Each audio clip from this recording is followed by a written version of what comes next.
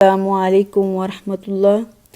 اللہم صلی وسلم علی نبینا محمد۔ الحمد للہ رب العالمین الرحمن الرحیم مالک یوم الدین،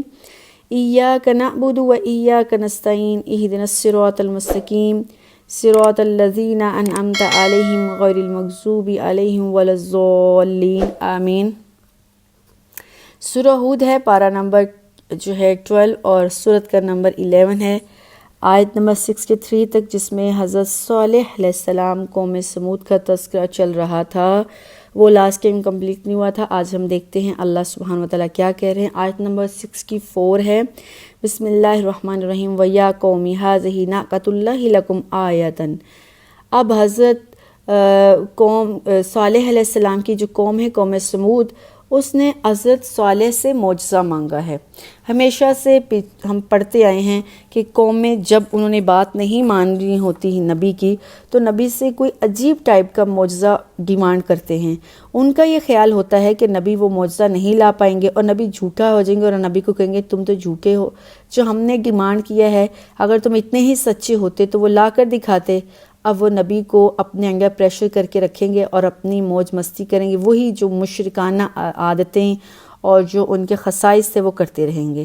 لیکن یہاں پر کیا ہوا، قوم نے اپنے نبی سے معجزہ مانگا، کہا کہ ایک ایسا معجزہ ہو جو کہ اس سے پہلے کبھی نہ آیا ہو، اور وہ معجزہ یہ ہوگا کہ یہ جو سامنے پہاڑ ہے، اس پہاڑ کے اندر سے ایک اونٹنی نکلے، اور وہ اونٹنی حاملہ ہونی چاہیے، اور جب وہ باہر آئے تو باہر آتے ہی ہمارے سامنے وہ ایک بچہ پیدا کرے، اور بچہ جب پیدا ہو جائے گا اور پھر ہم اس سے جو ہے اللہ پر ایمان لے آئیں گے، ہمیں یقین ہو جائے گا کہ اللہ سبحانہ و تعالیٰ جو کی ذات کوئی ذات ہے، اور اللہ تعالیٰ کے علاوہ اس طرح کا معجزہ کوئی کر نہیں سکتا، چنانچہ ہم ایمان لے آئیں گے۔ اب حضرت صالح علیہ السلام نے اللہ تعالیٰ سے دعا کی، اللہ سبحانہ و تعالیٰ نے اس جو ہے پہاڑ کو حکم دیا، اللہ سے کی ذات کن کہے تو فیکون ہو جاتی ہے۔ یہ معجزہ کیا معجزہ تھا! چنانچہ حضرت صالح علیہ السلام نے اللہ تعالیٰ سے دعا کی تو پہاڑ نے اسی وقت اس میں حرکت آئی، زلزلہ آیا، اور اس کے اندر سے ایک سوراخ ہوا، اور سوراخ ہونے کے بعد ایک بہت جوان، اونچی، لمبی چوڑی، دیو ہیکل قسم کی اونٹنی وہاں سے برآمد ہوئی، جو کہ پوری آخری ٹائم پر پہنچی ہوئی تھی، اور اس نے باہر نکل کے کچھ ہی عرصے بعد جو ہے قوم کا جو مطالبہ تھا، مانگا ہوا معجزہ تھا، وہ پورا کیا، یعنی اس نے بچہ پیدا کیا۔ اس وجہ سے اس اونٹنی کو اللہ تعالیٰ نے ایک نام دیا، وہ ہے ناقۃ اللہ، اللہ کی اونٹنی، کیونکہ اللہ کی طرف سے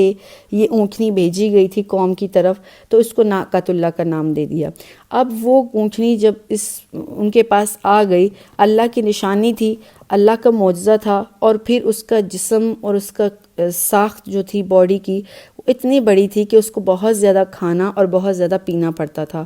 اتنی زیادہ اونٹنی، اس قوم کے پاس جو کنواں تھا اس کا سارا پانی کی دفعہ پی جاتی تھی، اور اتنا بڑا وجود تھا اس کا، اتنی زیادہ خوراک تھی اس کی کہ جب وہ چراگاہ میں جاتی تھی، باہر چرنے جاتی تھی، تو سارا چارہ ایک ہی دن کھا آتی تھی، چگ آتی تھی۔ اب یہ قوم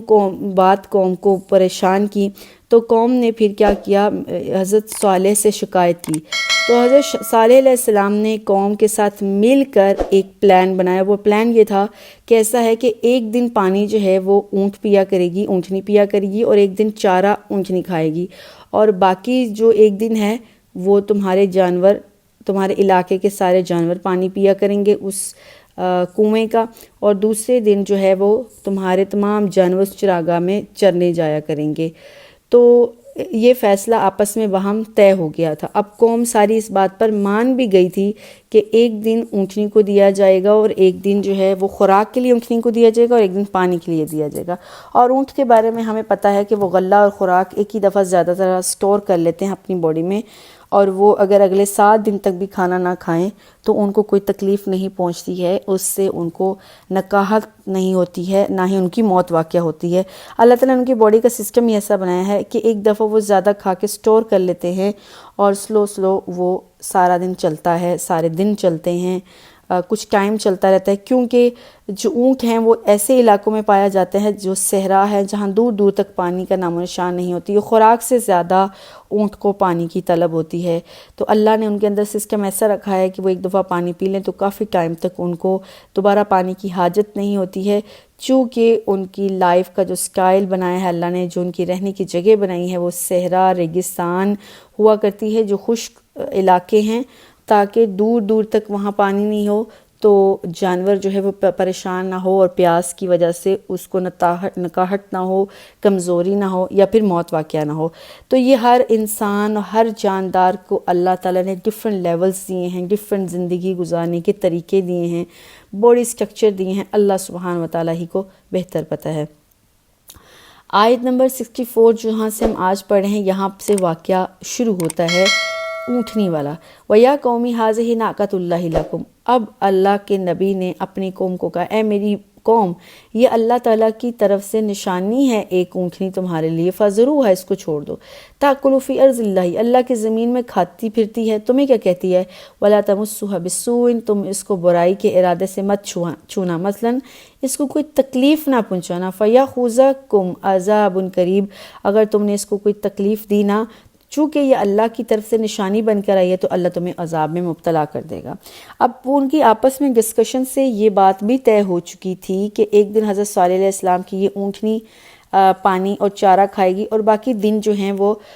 قوم کی جانور پانی پئیں گے اور چراگاہ سے کھانا کھائیں گے۔ لیکن اس کے باوجود جو قوم ہے ان کے اوپر جو ہے وہ یہ ذہن سے بات نہیں نکلی ہے اونٹنی والی، وہ اونٹنی کے خلاف کوئی نہ کوئی پلاننگ کرتے رہے۔ دراصل تکلیف ان کو یہ تھی کہ اگر یہ اونٹنی رہی ہمارے پاس، زندہ رہی، تو ہم نے بات کر لی ہے، شروع میں ڈسکشن کی ہے کہ اگر یہ اونٹنی آئے گی، جب ہم نے اونٹنی کا مطالبہ کیا تو ہم ایمان لے آئیں گے۔ اگر یہ اونٹنی ایسے ہی ہمارے سامنے پھرتی رہی، یہ ہماری جان کو بنی رہے گی، اور کیا ہوگا کہ ہمیں ایمان لانا پڑے گا مجبوراً۔ تو کسی طرح اس اونٹنی کا قصہ تمام کرتے ہیں، نہ اونٹنی رہے گی، نہ ہمیں ایمان لانا پڑے گا، اور نہ ہی ہمیں حضرت صالح علیہ السلام کے سامنے جواب دہ ہونا پڑے گا۔ قوم نے فائنل آپس میں متفقہ فیصلہ کیا، مل جل کر ایک پلان بنایا جو کہ خفیہ مشورہ اور پلان تھا، اور اس میں سے اکثریت کی جو پلاننگ تھی وہ یہ تھی کہ یہ اونٹنی ہمارے لیے وبال جان بن چکی ہوئی ہے، اور ہمیں ڈر ہے اگر ہم اس کو ہاتھ لگاتے تو ہمیں عذاب آ جاتا ہے، جو کہ اللہ تعالیٰ نے صاف واضح کہہ دیا ہے، اور اس قوم کو یہ بھی پتہ تھا اگر اللہ کہہ دے تم پر عذاب آنا ہے تو عذاب آ کے رہے گا۔ اب کچھ ایسا کرتے ہیں کہ ہمیں اونٹنی کو ہاتھ بھی لگانا نہ پڑے اور اس اونٹنی سے ہماری جان بھی چھوٹ جائے۔ چنانچہ انہوں نے کچھ بدبخت قسم کے لوگوں کو ہائر کیا، ان کو اپنے ارادے سے مطلع کیا، وہ لوگ جو کہ پیسے لے کر کسی کی جان لے لیتے ہیں، اس قسم کے لوگوں سے، اور فیصلہ یہ ہوا باقاعدہ۔ اب جو قوم تھی جو کہ حضرت صالح کے ارد گرد رہا کرتی تھی، انہوں نے نہیں مارا تھا اونٹنی کو، یہ بات کلیئر قرآن نے بتائی ہے اور تفسیر مفسرین نے بھی بتائی ہے، بلکہ انہوں نے ایک تھرڈ پارٹی کو ہائر کیا تھا اس اونٹنی کو مارنے کے لیے۔ جبکہ قرآن کہتا ہے کہ انہوں نے مارا، تو یہ اسی طرح سے ہے جیسے کوئی شخص کسی کو قتل کرنے کے لیے کوئی بندہ ہائر دے دے، ہمارے ہاں کہتے ہیں کسی کو سپاری دے دے اور کہے کہ فلانا میرا بندہ قتل کرنا ہے، اور کل عدالت میں جا کے کہے میں نے تو کسی کو قتل نہیں کیا۔ ہاں، ظاہری طور پر اس نے قتل نہیں کیا، لیکن قتل کرنے کی پلاننگ، منصوبہ، منی، وہ سارا کچھ اس انسان نے ہی کیا تھا، تو اس طرح سے وہ انسان اس جرم سے بچ نہیں سکتا۔ سملرلی قوم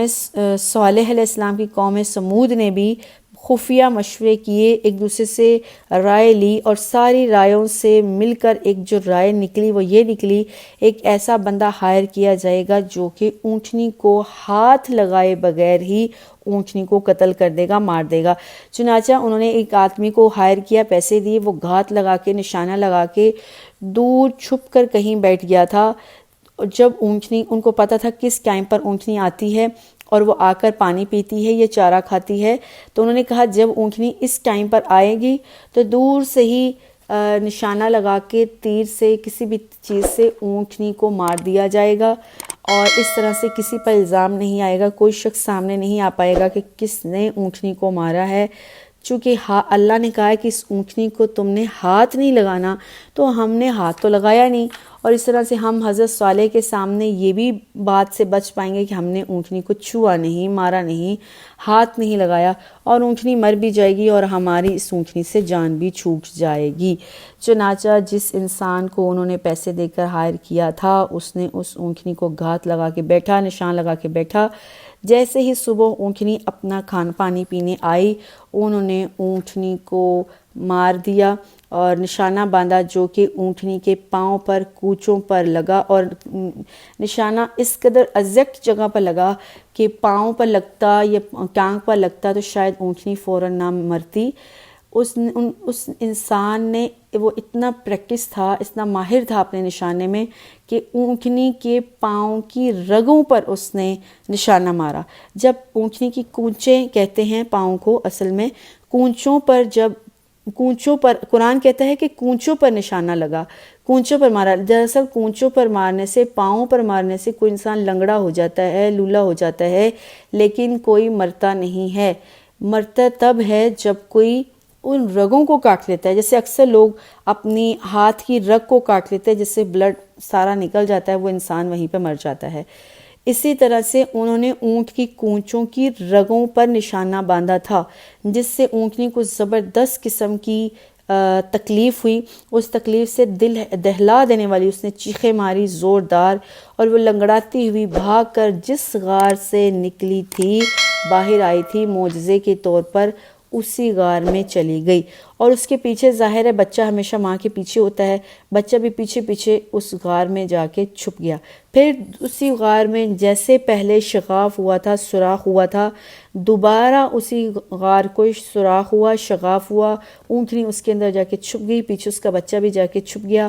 اب وہ اونٹنی ان سے غائب ہوگی۔ ان لوگوں نے سوچا کہ ہم سے جان چھوٹ گئی، اس اونٹنی کی سے جان چھوٹ گئی، اب حضرت صالح علیہ السلام کو جواب دہ نہیں ہونا پڑے گا، تمہاری اونٹنی جہاں سے آئی تھی وہاں واپس چلی گئی، ہمیں اس کا کیا پتہ۔ لیکن اللہ سبحانہ تعالیٰ عالم الغیب ہے، تمام باتوں کو جانتا ہے، تمام واقعے کو جانتا ہے۔ چاہے حضرت صالح علیہ السلام اس واقعے میں موجود نہ بھی تھے، اللہ نے بتایا کہ کیسے اس بدبخت لوگوں نے اس اونٹنی کے ساتھ برا سلوک کیا، کیسے وہ جا کے اسی غار میں دوبارہ چھپ گئی، اسی پہاڑ میں دوبارہ چھپ گئی، اور کیسے اللہ سبحانہ وتعالیٰ نے پھر اس کی سزا میں ان کو کیا عذاب دیا۔ آیت نمبر 65 جو پہلے واقعہ پڑھ لیا ہے اس کو دوبارہ دیکھتے ہیں۔ فَأَقَرُوهَا، اب ان لوگوں نے حضرت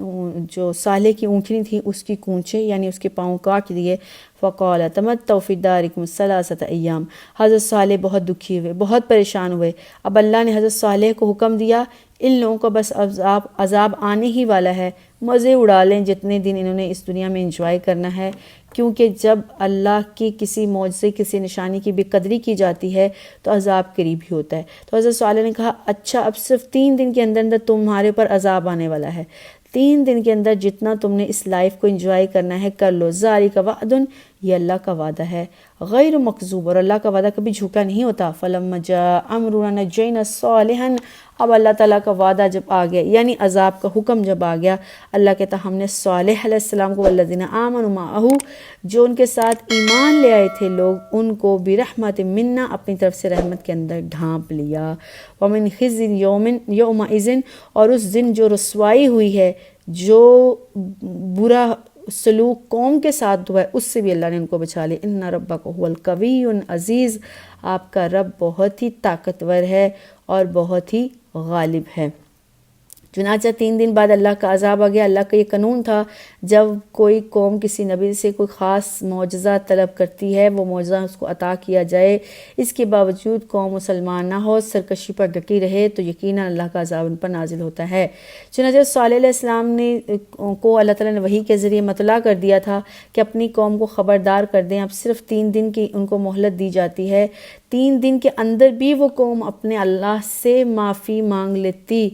استغفار کر لیتی، توبہ کر لیتی، اللہ کے نبی کے جا کر پاؤں پکڑ لیتی، نبی سے معافی مانگ لیتی، اپنے گھروں میں چھپ کر جہاں کہیں پر وہ تھے یا کھلے میدان میں نکل کہ صدق کے دل سے رو رو کے گریہ زاری اللہ کے سامنے کر لیتے کہ ہم نے جوش میں آ کے، غصے میں آ کے کسی دباؤ میں آ کے اللہ ہم سے یہ غلطی ہوگی ہمیں معاف کر، تو اللہ نے ان کو معاف کر دینا تھا۔ یہ بات سورہ یونس میں اللہ نے کہی ہے کہ میں نے کسی قوم کو آج تک اس طرح کسی قوم نے نہیں کیا، اللہ نے ان کے اوپر عذاب آنے ہی والا ہے اور وہ عذاب ٹل جائے۔ اگر یہ قوم اللہ سے معافی مانگ لیتی تو اللہ کے قہر کے نازل ہونے سے بچ جاتی، لیکن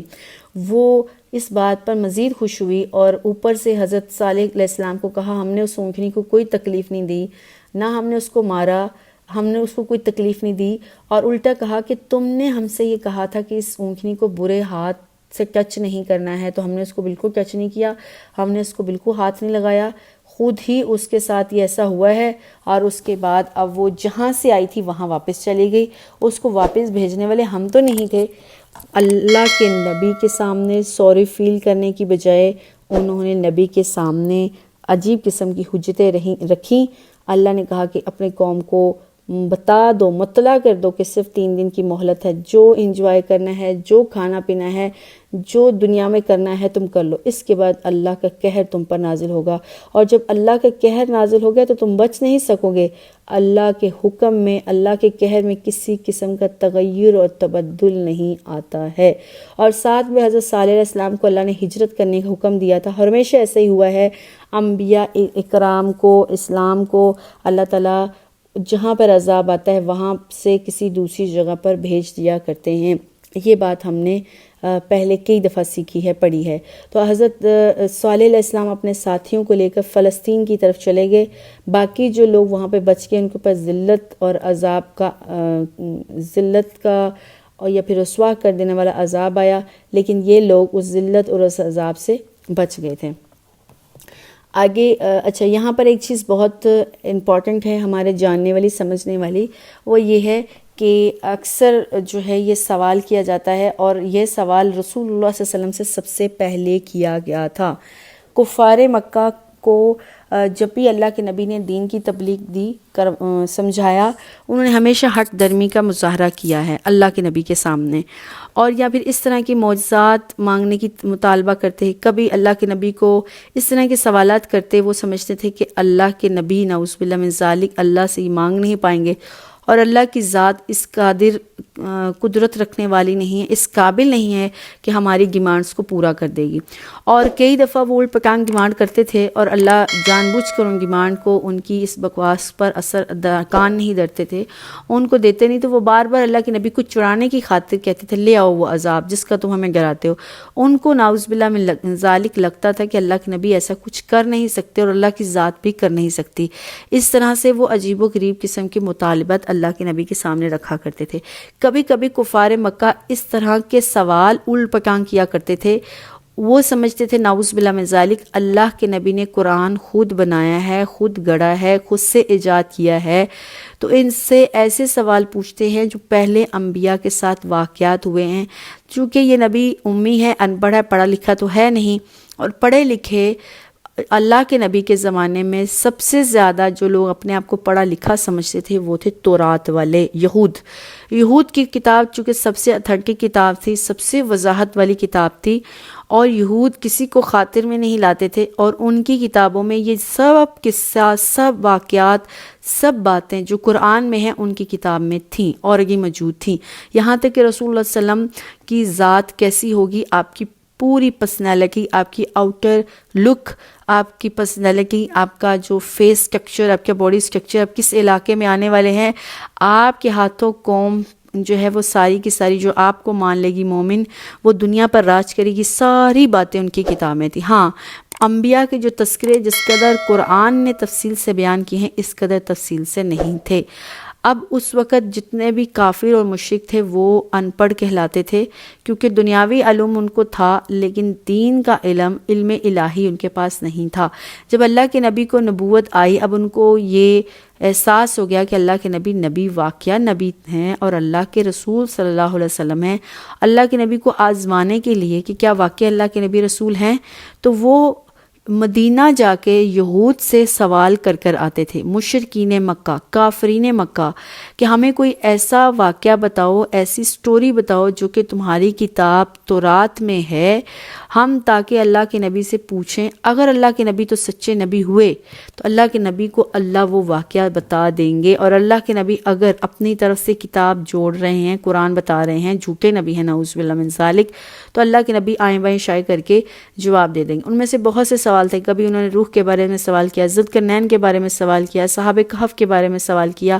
اور ایک سوال یہ تھا کہ بنی اسرائیل فلسطین پہنچی کیسے پہلے تو،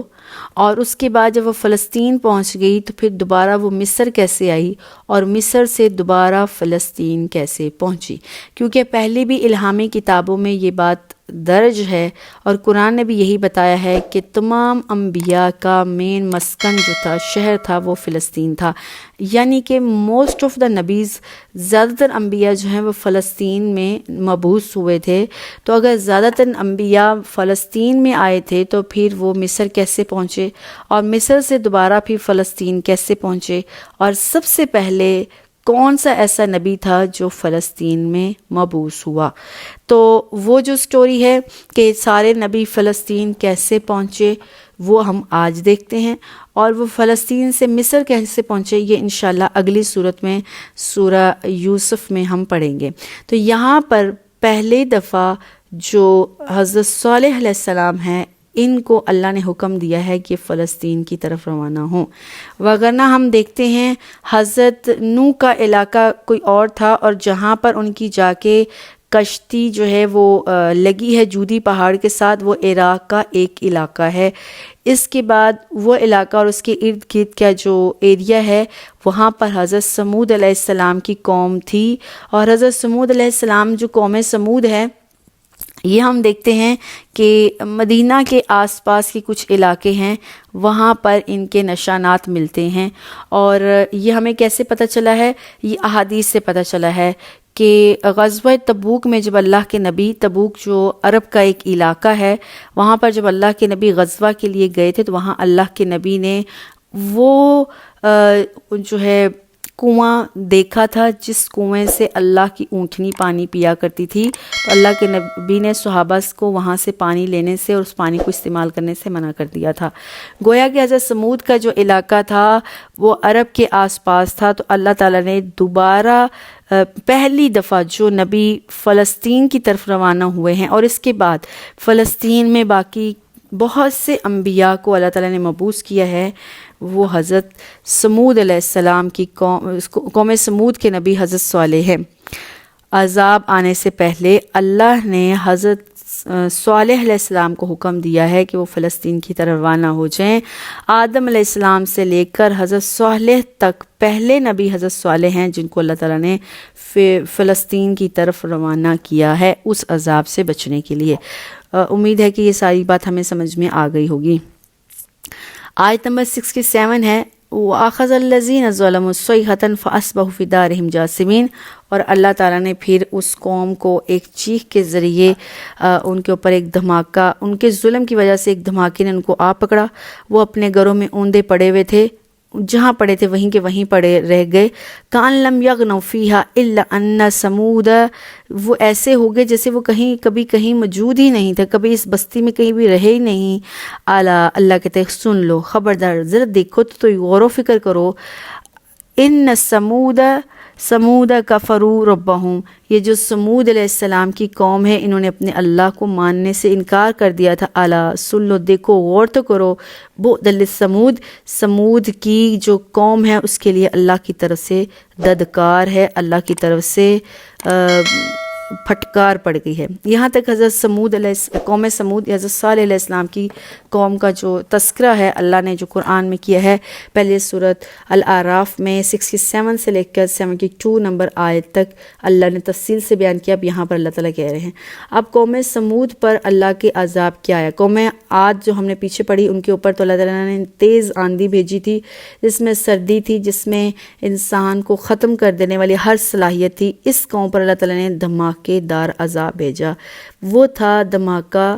زلزلے کے جھٹکے لگنا، اور 3 دن کے بعد اللہ تعالیٰ نے ان کے اوپر زلزلے بھیجنا شروع کر دیے۔ دھماکے کی آواز زور زور سے آتی تھی، کبھی ایک جگہ پر آتی تھی، کبھی زمین کی دوسری طرف آتی تھی، کبھی تیسری طرف آتی تھی، یک دم ایک جگہ پر نہیں آئی، باری باری آ رہی تھی۔ اور جب ایک دفعہ دھماکے کی آواز آتی، زمین پھٹتی، زلزلہ آتا اور لوگوں کو اپنے اندر ڈبو لیتا۔ گھروں کے اندر جہاں لوگ تھے اس عذاب سے وہیں مر کھپ گئے،